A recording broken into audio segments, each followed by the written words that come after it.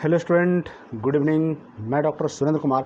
आज मैं आप लोगों को इग्नू द्वारा आयोजित एग्ज़ाम जून 2024 के तहत जो इम्पॉर्टेंट क्वेश्चन है एमएच हिस्ट्री का एमए इन हिस्ट्री का क्वेश्चन देने जा रहा हूं। आज मैं आप लोगों को MHI 1 जो हिस्ट्री का पेपर है और ये 8 क्रेडिट का पेपर है। और मैं आपको बता दूं कि जो भी 8 क्रेडिट का पेपर होता है उसका एग्जामिनेशन का समय जो होता है वो 3 घंटा होता है और आपको इसका जो अधिकतम अंक होता है वो 100 मार्क्स का एग्ज़ाम होता है और इसमें पासिंग के लिए 40 नंबर आपको लाना ही लाना है। ठीक है, इसके अलावा थोड़ी सी जानकारी आपको मैं और दे दूं कि चूँकि इसमें 2 भाग होते हैं। ग्रुप होता है, ग्रुप ए होता है, ग्रुप बी होता है। ग्रुप ए से 2 या 3 क्वेश्चन बनाइए, ग्रुप बी से 3 या 2 क्वेश्चन बनाइए। टोटल क्वेश्चन को आप मतलब 5 क्वेश्चन दोनों ग्रुप से टच करना है। ग्रुप ए से 3 या 2 बनाइए, ग्रुप बी से 3 या 2 को दिया 2 या 3 दोनों मिलाकर आपको 5 क्वेश्चन बनाना है। वर्ड लिमिटेशन है, 500 वर्ड है, आपको 500 वर्ड में जवाब देना है। ठीक है, 28 पेज का बुकलेट होगा, उसी बुकलेट में आपको आंसर लिखना है। इसके अलावा आप कॉपी नहीं लेंगे, नहीं तो बहुत परेशानी हो जाएगी क्योंकि इग्नू में वर्ड लिमिटेशन है। तो चलिए अब हम लोग देखते हैं कि MHI 1 में क्या पढ़ना है। तो MHI 1 में पढ़ना है कि प्राचीन और मध्ययुगीन समाज, प्राचीन और मध्ययुगीन समाज, इसके अंतर्गत कौन कौन से इम्पॉर्टेंट बनते हैं जिसको पढ़ लिया जाए तो परीक्षा में इससे एक प्रश्न जरूर आए। तो पहला जो प्रश्न है नोट कीजिए, इंका सभ्यता के राजनीतिक तथा आर्थिक जीवन की चर्चा कीजिए। इंका सभ्यता के राजनीतिक तथा आर्थिक जीवन की चर्चा कीजिए। ठीक है, आइए नेक्स्ट जो प्रश्न है उस पर हम लोग चर्चा करते हैं। उत्तर मध्यकालीन यूरोप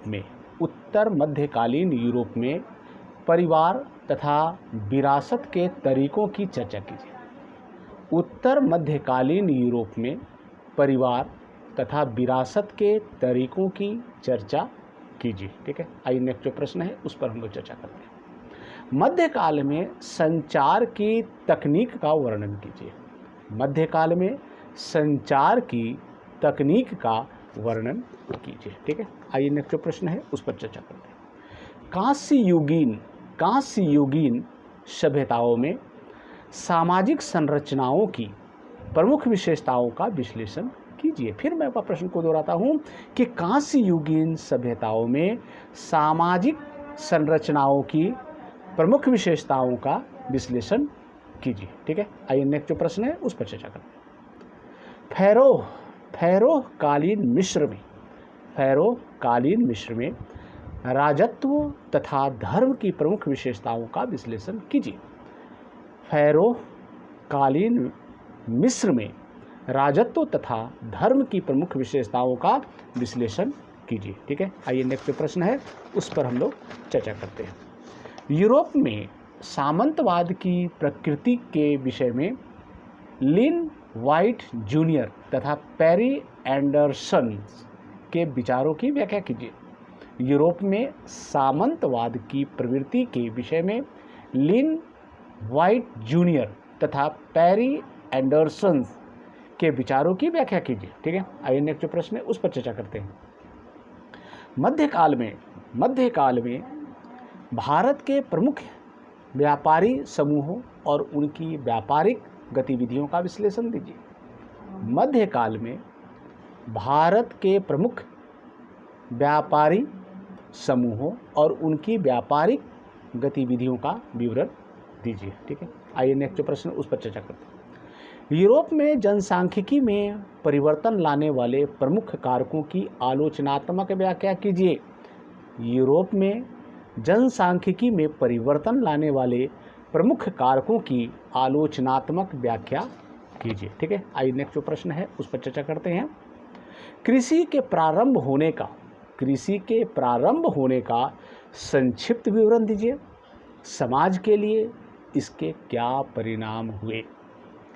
कृषि के प्रारंभ होने का संक्षिप्त विवरण दीजिए। समाज के लिए इसके क्या परिणाम हुए। ठीक है, आइए नेक्स्ट जो प्रश्न है उस पर चर्चा करते हैं। कांस्य युगीन सभ्यताओं में लेखन के तरीकों की परंपराओं का विश्लेषण कीजिए।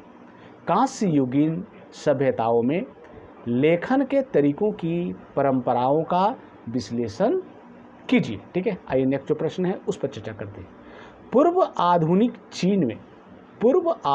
चीन में धार्मिक विचारों का विश्लेषण कीजिए। पूर्व आधुनिक चीन में धार्मिक विचारों का विश्लेषण कीजिए। ठीक है, नेक्स्ट जो प्रश्न है,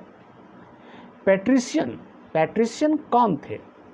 उन्होंने रोमन समाज में प्लेबियन वर्ग पर अपना प्रभुत्व किस प्रकार स्थापित किया?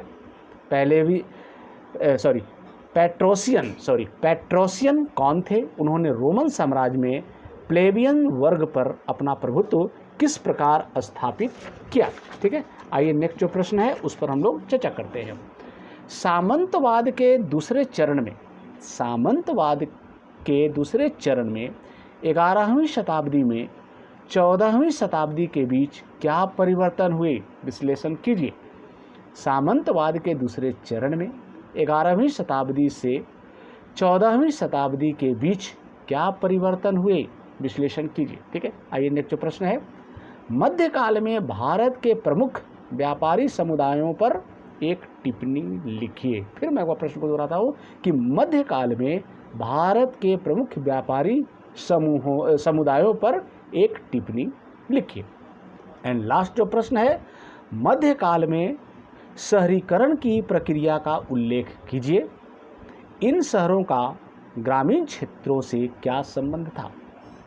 मध्यकाल में शहरीकरण की प्रक्रिया का उल्लेख कीजिए और इन शहरों का ग्रामीण क्षेत्रों से क्या संबंध था। ये मैंने आप लोगों को 15-16 प्रश्न दिया है और मुझे आशा ही नहीं पूर्ण विश्वास है कि पूर्व की भांति इस वर्ष भी आप लोगों को परीक्षा में प्रश्न जरूर आएंगे। थैंक यू, धन्यवाद।